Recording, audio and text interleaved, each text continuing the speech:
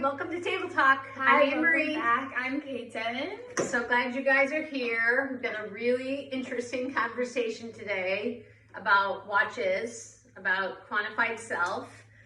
So I started my journey with my watch about a year ago, maybe a little over a year ago. Just figuring out how to use it and what to do with it.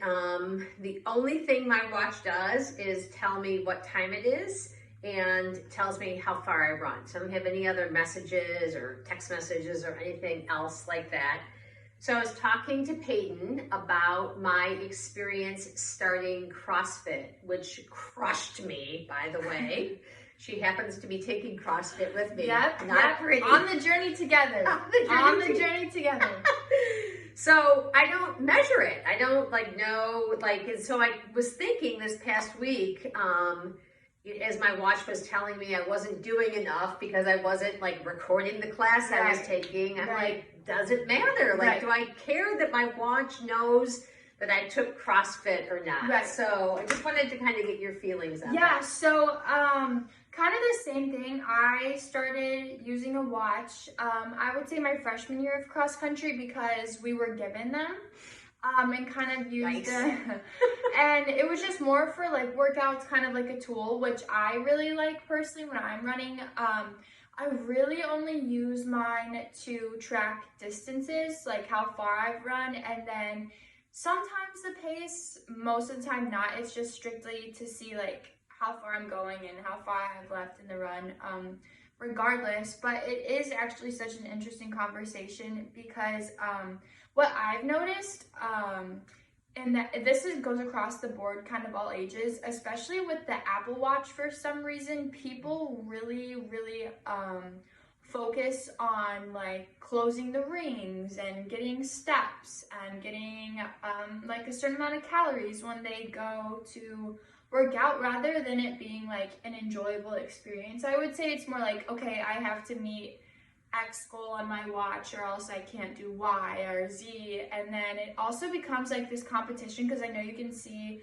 other people's information and link up that way, which I think is really weird because not everyone is gonna be on the same level fitness wise, especially even by body type. It's just gonna be so different for everyone.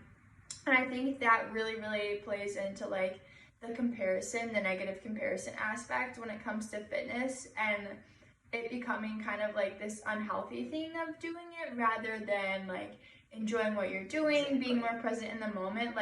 I know for CrossFit, I love it because it's it's quick. I'm not paying attention to time, even if it is here are the numbers, here's what you have to do. It's more you're kind of focusing on going through the motions and watching other people, not in a competitive way, but cheering way. In a cheering way, because it's so cool, what people can do with their bodies in this sport, and it's new and exciting. And that was one thing I really wanted to work on this year, was getting into something new exercise wise, so that I could enjoy it more rather than I felt I needed to do to stay in shape or stay healthy. Absolutely. So that's one of the things I struggle at, obviously as a cross country coach, I understood the reason coaches wanted kids to have watches. So all of you head coaches that are watching, I understand why you're doing it. From a professional standpoint in the wellness industry, I have never encouraged clients to use data tracking equipment because it felt like a reward system, kind of what you were saying, you do one thing to get another thing, kind of check it off the box.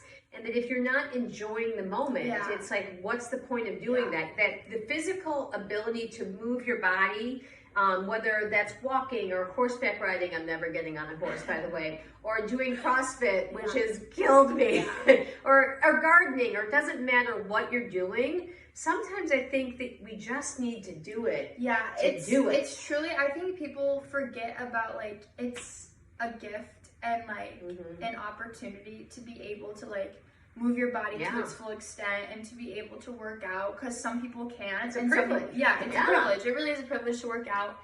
And it's just, it should never be used as a form of punishment. And then also most of the time, like the data and like whatnot you're getting on your watch is not even accurate. Totally. So it's not even worth like really looking at. And I think it can be something that's extremely harmful and does way more harm than good, unfortunately. Absolutely. Yeah. So definitely some good. We've talked a little bit about the negative. So maybe even just considering only using your watch half the time when you're tracking movement. Yeah. So, all right. Thanks for another edition of Thanks, Table guys. Talk. See you guys later. Bye.